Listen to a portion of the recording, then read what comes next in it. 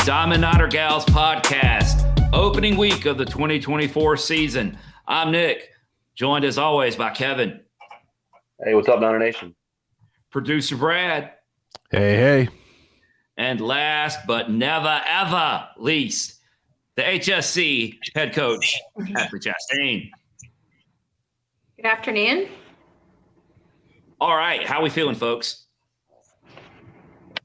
Feeling good. Feeling good. We got softball games this week. Yes, it is opening week. How can you not be fired up? Coach, this has got to be – is this not one of your favorite weeks of the year? Just every year, this anticipation leading up to opening day? Oh yeah, it's a fun week. It's usually a pretty busy one for the staff. Everyone was busy today getting everything ready. Our bus leaves tomorrow. So everyone kind of has to pack today because the bus is going to head down to Tallahassee tomorrow. We will fly Wednesday, meet the bus. We'll practice Wednesday night, and it'll be Thursday before we know it. So playing Thursday night opening week, it just kind of pushes everything up about 24 hours for us. So, we're already getting ready for the trip. So how much packing do you have done already?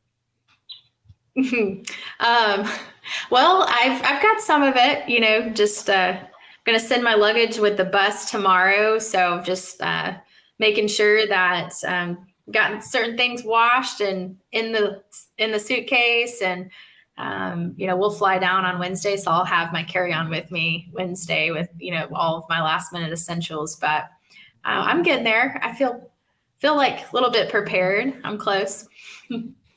Okay. Well, last time we had a rather the first show of the year is always a little lengthy because there's so much to talk about. In fact, we could have gone on for a little while longer there, but mercifully decided to cut it off at I think an hour and 26 minutes and something like that. So we're gonna keep this one. We're gonna keep these in the future and keep these a little more manageable for the listening audience out there, especially those of you out there that are related to any of us. So we did skip over a little bit in order to cut things short last week. We skipped over a little deeper discussion of your pitching staff, which I know hurt your soul as a pitcher, that we chopped off the discussion of your pitching staff. We kind of went around the diamond. But Coach, why don't we pick back up sort of where we were and give you an opportunity to talk about your pitching staff? Yeah.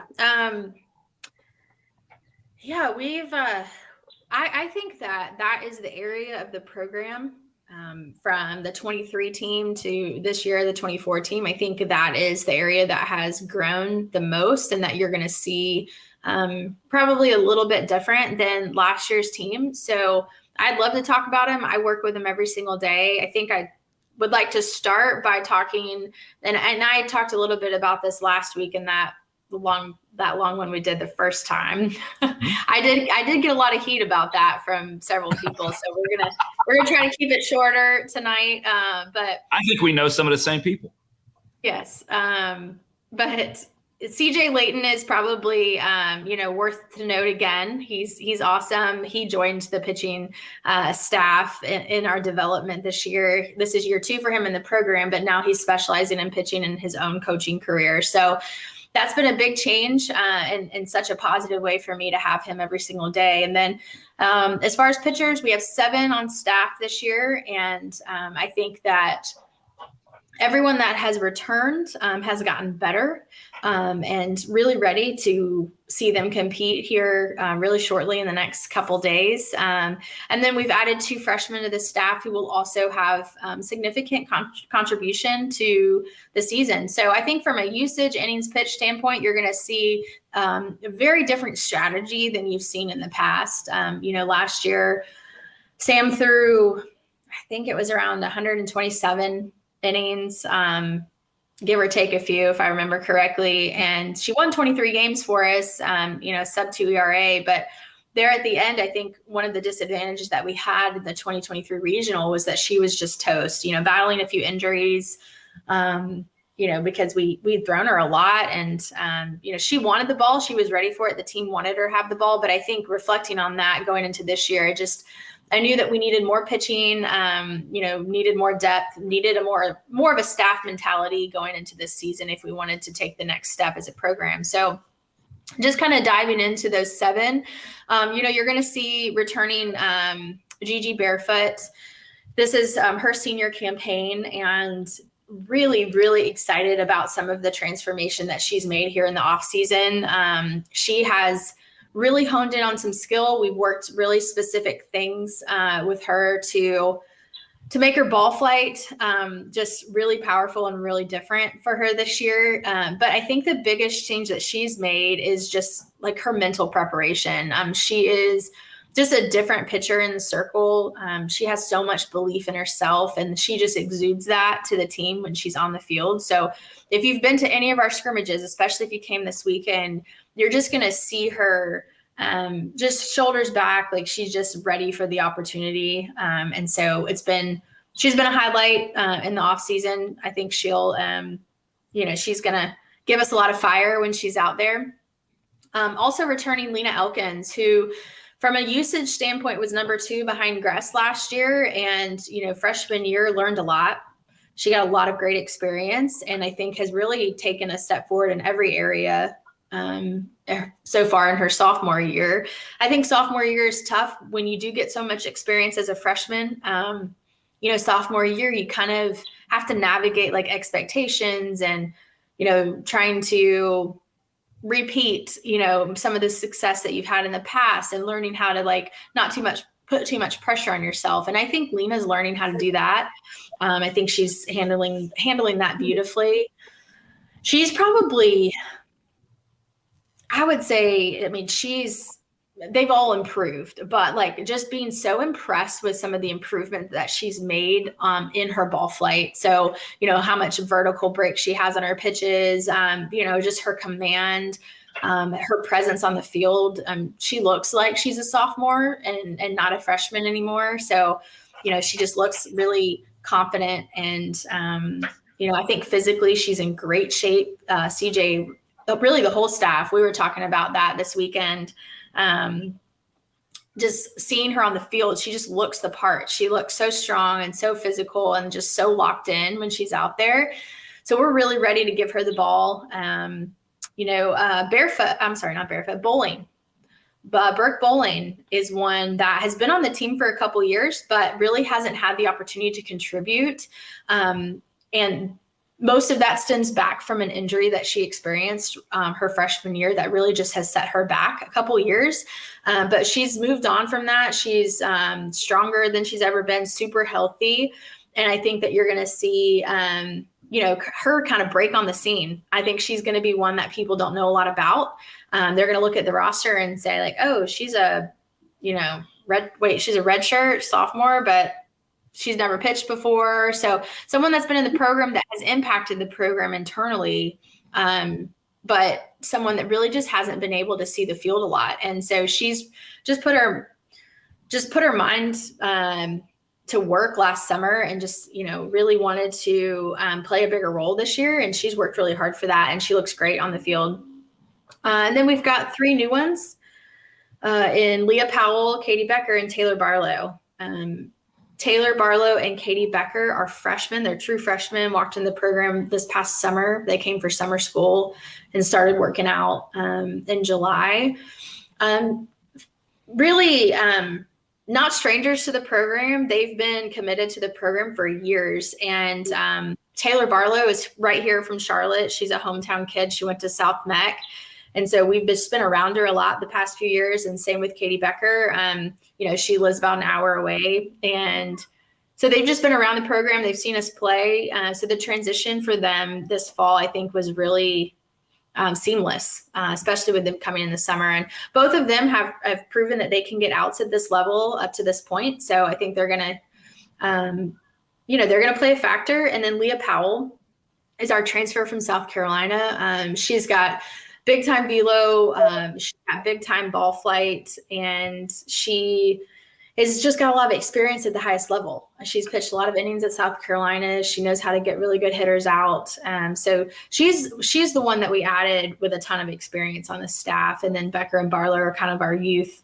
And then everyone in between that has been here, I think is really ready to step into the next role in their career, the next chapter. So 7 of them, I feel great about them. We've obviously, I didn't mention Sam Gress.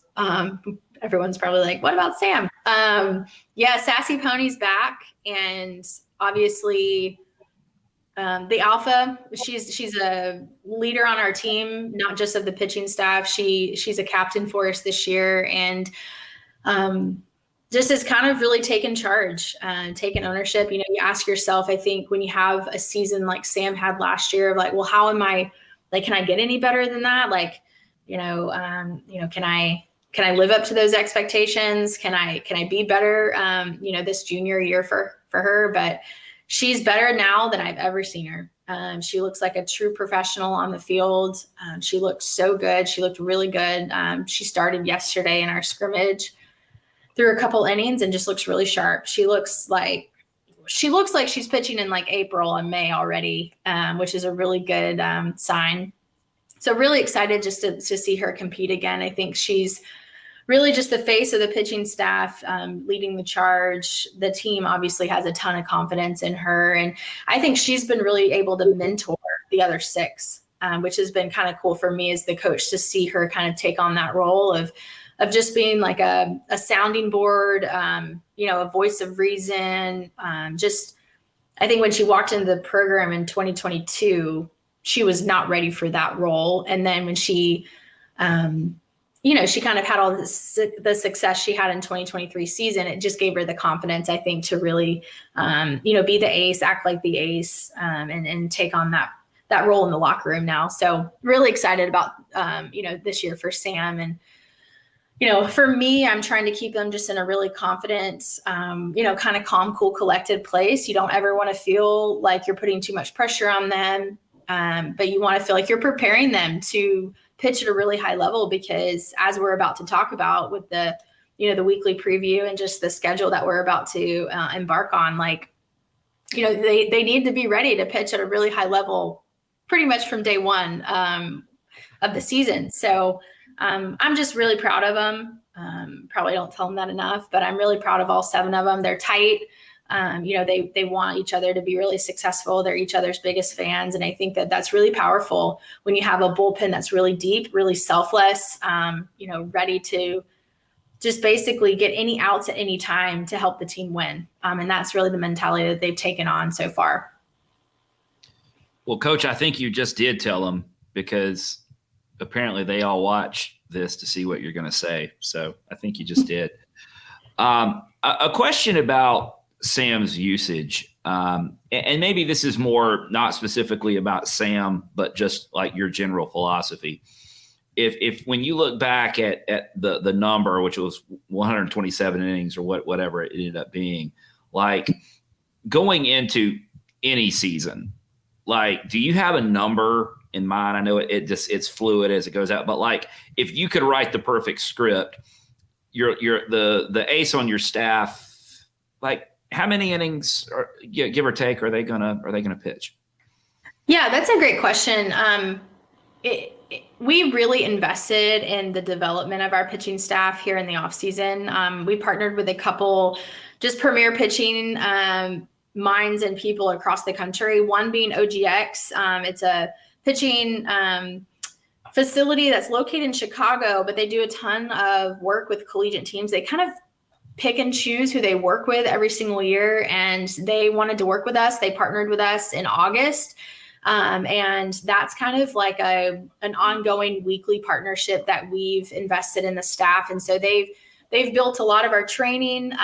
We keep in touch with them. They came to campus and assessed all 7 of our pitchers, and just kind of gave us a lot of intel on some ball flight data, but even more about how their body moves biomechanically. What are we seeing? Some improvements to really hone in on in the off season. So we're very much in that journey with them now.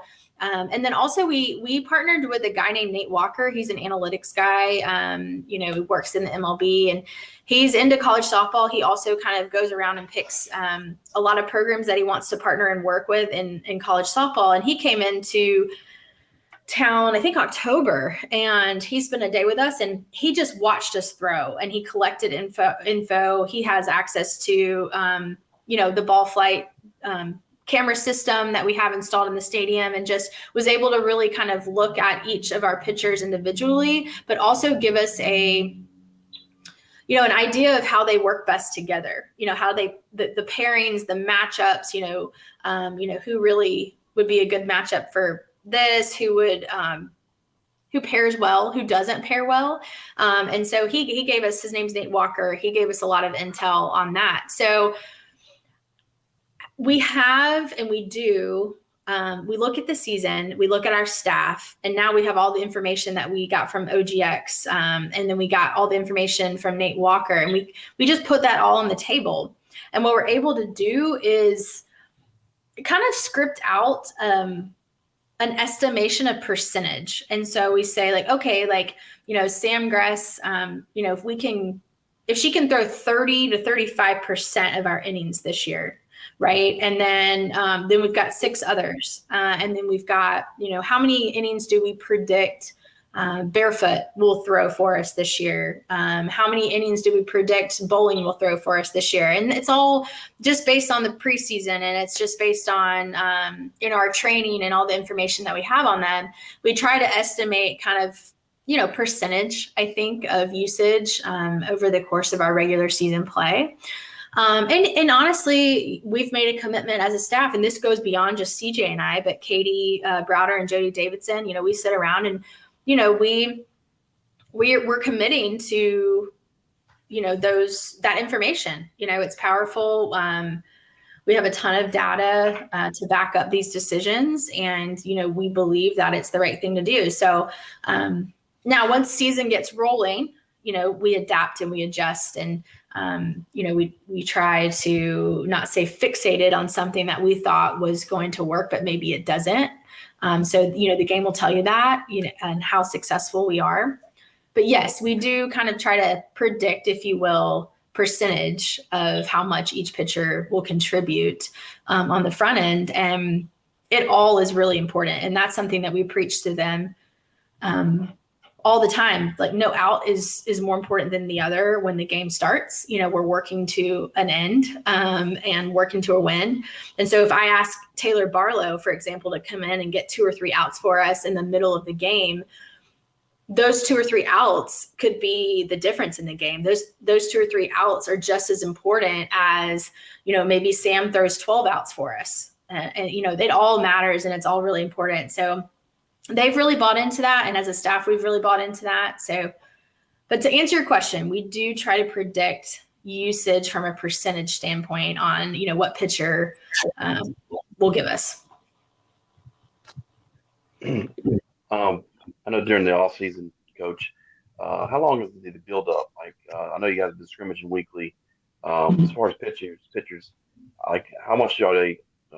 Is it a gradual build up over the spring, or is it as a carryover from the fall? Or can you go through kind of the build up to opening day when you're pitching staff? Yeah, so we kind of ramp them. It's a ramp effect. So we ramped them through the fall. So we start at a low volume, lower intensity in September, and over the course of those weeks, we ramp them up, and the highest volume, highest intensity that you see in the fall for them is in October when we're playing fall games. So they're throwing a couple pins a week, and they are competing on the weekends in those fall games, much like spring. It's just a shorter segment. And then, November, we kind of ramp back down where we could go, we can go lower volume, lower intensity in November, and just kind of get a little bit of a break, rest up, recover a little bit, maybe hone in on some things that we don't hone in on necessarily when they're throwing live all the time when we're with the team. And then December, January, we start ramping back up. So you kind of see that slow, gradual increase of reps over the weeks leading into season. And so we want them to be ready and primed for when we start in February from a volume standpoint. So right now, they're ready to throw 12, 15 outs in a game, any of them at any point. Now that might not be what we planned for, but they're all ready to do that because we've ramped them back up since December. So it's kind of like a gradual increase. And then season is maintenance. Season is a lot about sustaining where they're at, but also maintaining their health and wellness. They fill out a health and wellness questionnaire every day, the pitching staff. And so CJ and I get that. OGX provided that to us in our partnership. And so we can kind of get an idea of how they're recovering, how they're sleeping, if they feel extra fatigue, if they're, how quickly they're recovering, and we can kind of tailor the day based on that. But they're ready. I mean, they're kind of at the peak of the ramp at this point, going into week 1 of the season. So they're ready to throw a bulk of a game, 12 to 15 outs. So I don't know if that completely answers or if that was clear enough for you, Kevin, but there's a lot of method to the system that we train. And typically when we're in high volume, high intensity time, they're a little bit lower volume, lower intensity in the weight room, and it flips. So when we're low in the bullpen or on the field, they're higher intensity in the weight room. So that's where our work with Eric is so pivotal and has been so successful for us, because we kind of try to stagger those areas throughout the year. Well, Coach, you're so good at this, and we talked about this last week. Kevin, I think we were just about to ask her about OGX, and she's referenced that partnership effectively several times already. Why don't you just expand on that partnership a little more with OGX and tell the folks a little bit about that? Yeah, OGX. Those of you that might have been following college softball for the past couple of years, they were branded S2 Breakthrough. So that if you followed them on Twitter or if you've seen them on social media, S2 Breakthrough is what they were branded as, but they changed their brand to OGX back around the time that we partnered with them. So, that kind of September, October time, I believe. So same people that I'm talking about, same company. And it's run by Ashley Sunshine, Krista Stoker, Riker Chastain, Laura McDonald is their AT. And it's a team of people that are just like so passionate about fast pitch and so passionate about pitching on the fast pitch level. They work with college teams. They work at the youth level, travel ball. They're just embedded in softball across the country at all levels. And they are the best at pitching development coast to coast. There is not another facility or another group of minds like them. They just fire me up every time I talk to them, every time I've been around them, specifically Ashley Sunshine. She is just like this soul burning fire passion for pitching. And she's kind of the mastermind when it comes to pitching development on their team. Laura McDonald is their AT, their athletic trainer on their staff. And then Riker Chastain, he does also a lot of pitching development with Ashley Sunshine. And then Krista Stoker is, owns part of the business. She's kind of the brains behind the operation as far as like the partnerships and things. But we just went to them and asked if they would be willing to work with us. And they jumped right on it, and they came in late August, like right after school started, and they assessed all 7 of our pitchers, and we spent a day with them, just learning how they moved, what inefficiencies that we had, what things we needed to focus on through the fall, a lot about what their ball flight offered. Basically when the ball comes out of the hand, like what is it doing? We knew some of those things before, but this was like a microscopic view, like really getting in there to a lot of detail to make them better. So we collected all the intel, and then that has been the basis of our training and our development for this pitching staff. So yeah, there's just really no one better across the country for pitching in our game. And they're the best. They know anything and everything you'd want to know about how the body moves and how the body works. And yeah, if you don't follow them, if you're a softball fan, if you love pitching, which I know a lot of people do, and you're on social media, give them a follow. They put out so much great content. They train pitchers remotely. They bring pitchers in to their facility in Chicago.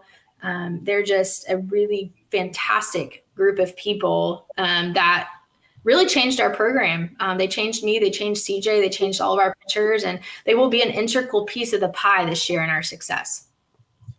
That is at OGX Softball. All right, Coach. We mentioned this game week. We got, I guess, 5 games in 4 days coming up this weekend. Is that right? Yep. Travel down to Tallahassee, the Joanne Graff Classic at Joanne Graff Field in Tallahassee there. We take on Florida State Thursday and Friday, take on Texas Tech on Saturday and Sunday, and Florida A&M on Saturday. Florida State, if you're a softball fan, you know exactly what they're about. They finished runner-up last year on the national stage. I actually watched quite a bit of that this summer. Talk a little bit about the matchup with Florida State and opening the season down there in front of what surely will be a big crowd. Yeah. Well, you touched on it, but they competed for the national championship last year. And, Florida State is a program that is always at the top of everything. They're predicted to win the AACC this year.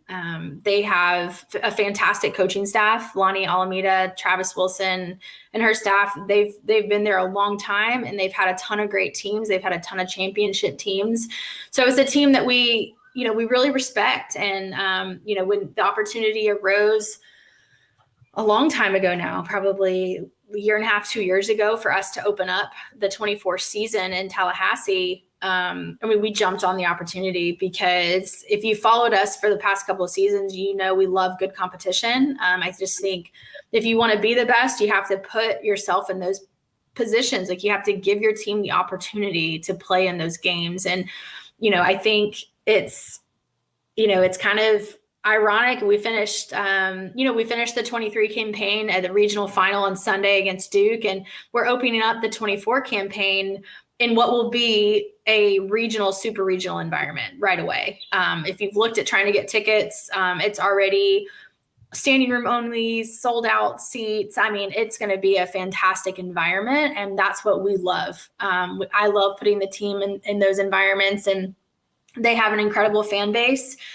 As they should. I mean, they've been really successful. They won the national championship in 2018, I believe. And so we expect them to be elite in every area. And we've told the team that, they're going to be elite at defense. They're going to have an elite pitching staff, and they're going to be tough outs at the plate. And so they're just going to be really dynamic. I think usually they're really fast. When you scout them, when you play them, they've always been a team that has had a ton of speed, and they steal a ton of bases. They make things happen.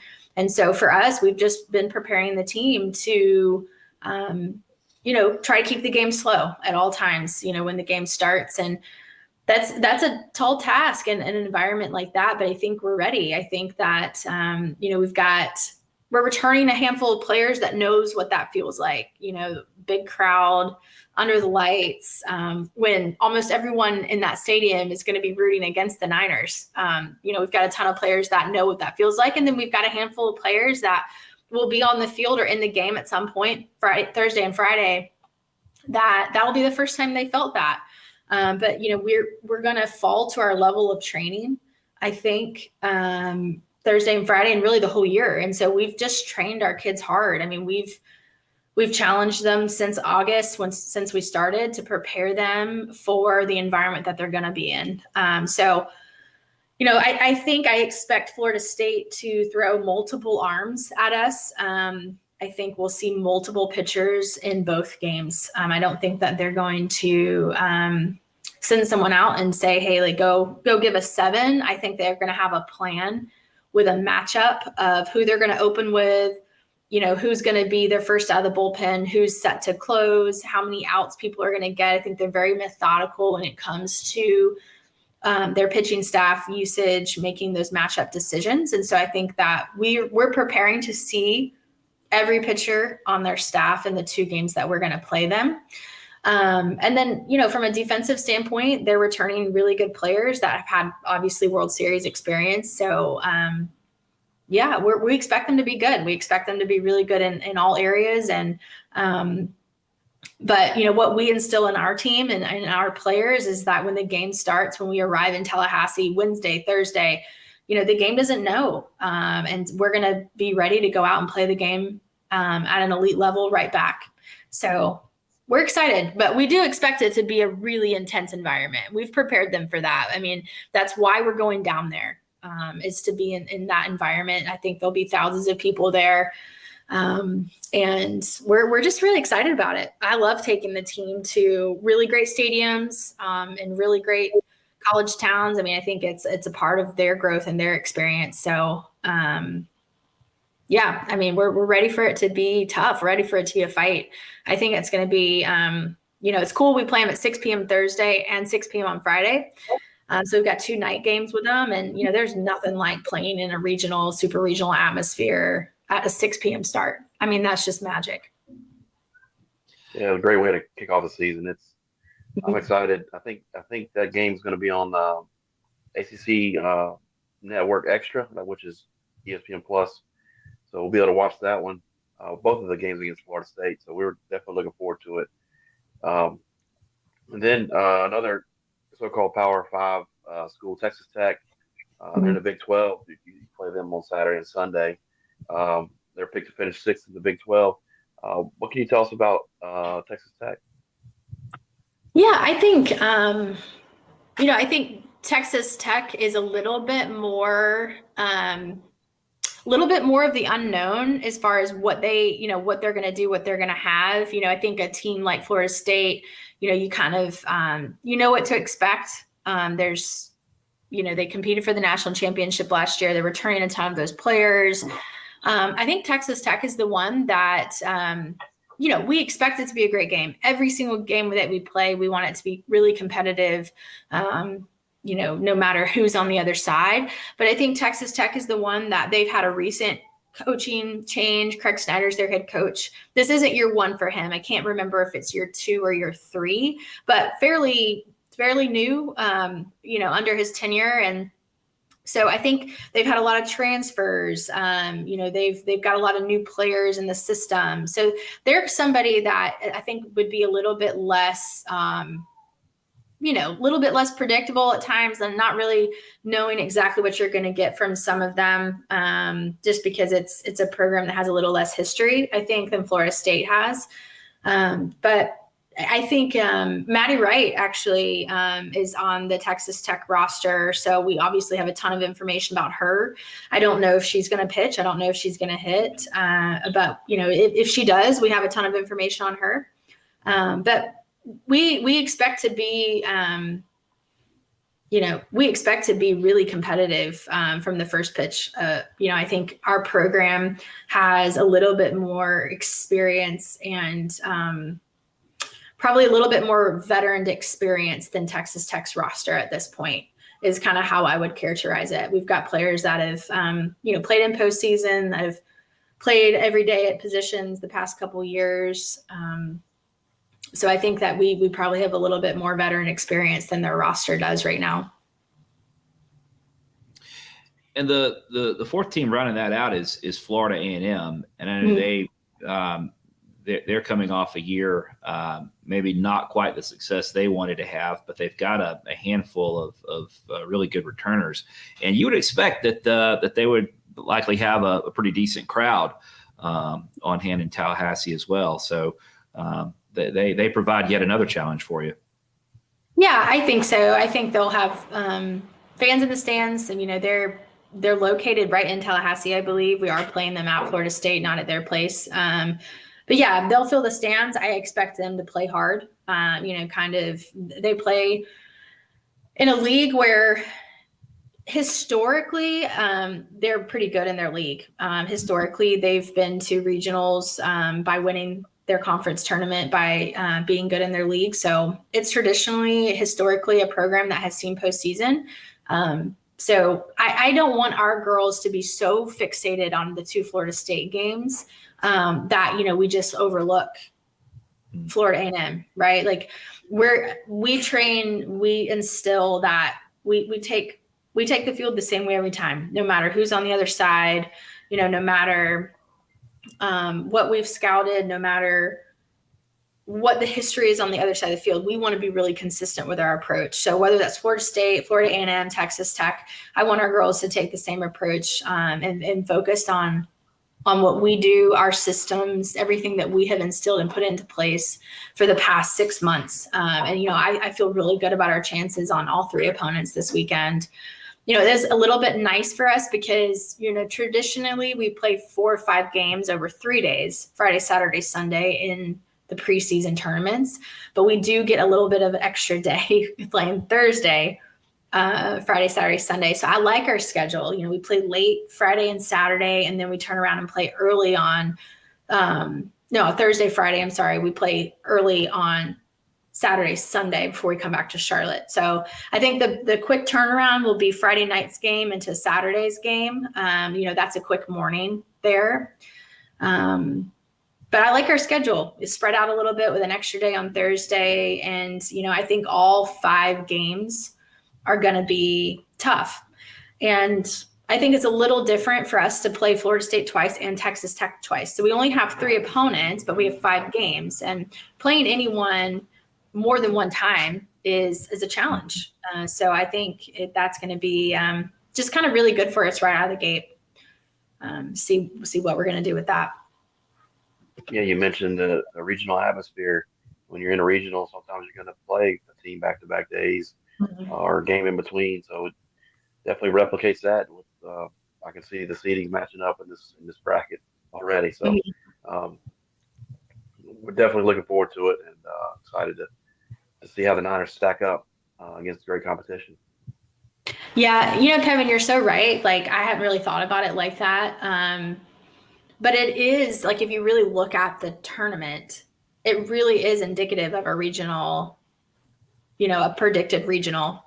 So I think that's really cool way to look at it. I haven't really talked about it like that with our girls. We've talked about the atmosphere feeling like a regional experience, especially when we play Florida State because they're the home crowd. But looking at the teams and looking at the schedule, it could mirror exactly of how a regional would go. So look at there, Coach Kevin. You're giving you're dropping nuggets here, and Ashley can go back and point that out to the team. Just making observations. That's all. So the good news is, the season's starting, but you do get a little bit of a break. You don't have a midweek the next week, and then you get to play your first home game at the Sioux on February 16th against Boston University. Our first opportunity to check out those right field bleachers in the game environment, which I think is probably where you'll find us most games, is out there in the right field bleachers. Once you go out there, and folks, if you haven't been back to the Sioux since they put those in, you'll be coming soon. Once you go out there, you kind of get spoiled a little bit. It's the view is great. And I will say, I think we said this last week, but it's worth repeating. The addition of those bleachers out there, it frames in the field. I mean, it has a big time feel to it to me, but just really excited about that. So you know what? We're doing so great on time. Everybody's going to be so proud of us, Coach Ashley. Everybody's going to be so proud of us. I think we've walked you through everything you need to know if you're a Niners softball fan. We've gotten you thoroughly familiarized with the pitching staff. We've walked you through this weekend's games. We're all set to go. I guess all that's left is, Coach, to offer you some final thoughts and then close this thing down. Yeah, I know there's going to be a ton of proud people that were right at 45 minutes. We stuck true to our word. It's so funny because we do the podcast and, we just kind of get lost in conversation. And I could talk about the program and the players for hours. And, we even talked about how last week didn't feel like an hour and a half to us when we were recording. Right. And then I go to practice for the couple days after. And it's so funny because the players are like, oh yeah, like I listened to the podcast and, I listened to it in study hall the entire time I was there because it was so long. Or Ella Chansey, yeah, I started it, but I just haven't finished it yet. It's going to take me a couple segments, stop and go because it was so long. So I know people appreciate the time back, but the good news is you have student athletes spending an hour and a half in study hall. Yes, we're pretty smart. We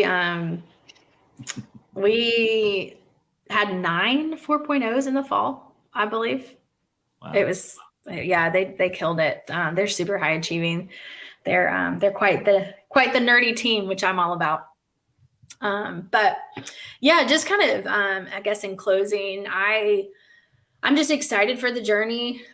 Every team gets to create their own journey. They get to create their own bond. They get to write their own story. And for us with this team, and we've been writing that story since August, but really what goes on display for the rest of the world to see starts this week. And, we had team dinner last night after scrimmage and, just kind of talked about, letting go of the fear, right? Like whatever fear or, anything that's going to hold you back internally, just kind of letting it go.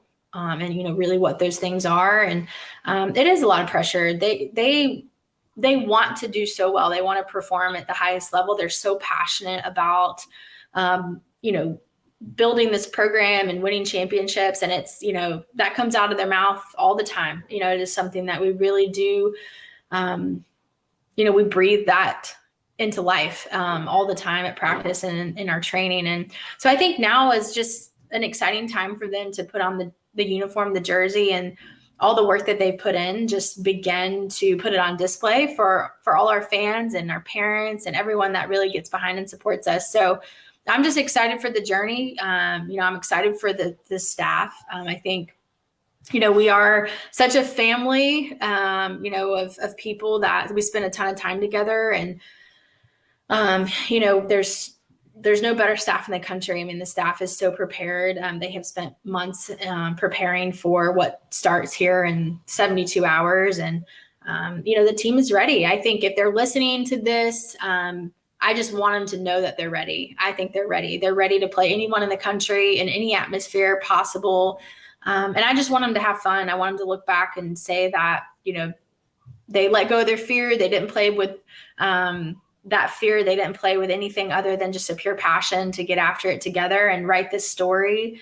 And I think that I think they're going to crush it. And there'll be highs and lows through the season. That's something else we talk about. It's like not every game, not every week is going to be our best. But we lace up with the intention of playing hard and playing together every single time. And, I think we're going to be really pleased with the results that we get, staying focused on the systems that we've put into place. And so it's like Christmas Day, opening day. There's so much hype behind it, and there will be a lot of hype and they will be so juiced up for Thursday night at 6. And then, we'll go to bed Thursday night in Tallahassee. We'll wake up Friday and it's like, hey, like day 2, we've got to keep doing this. It's a marathon. I mean, we play so many games as you guys know. So I'm just excited for the journey with them. I couldn't be prouder to be just their coach. And I think they're ready. I really enjoyed watching them create the bond and train over the last 6 months. So I know they're ready to play someone other than themselves. We inter squad so much and, we can only go team 1, team 2 so many times before it's just like, okay, like we're so ready to play somebody else. So I know that they're really ready for that. All right. Can't put a better bow on it than that. Folks, find this podcast wherever you find podcasts. It's YouTube. You can check us out on Spotify. We're in some other places as well. Follow Diamond Niner Report all over social media, Twitter, Facebook, Instagram. Any place else we're at, Kevin? Twitter, Facebook, Instagram?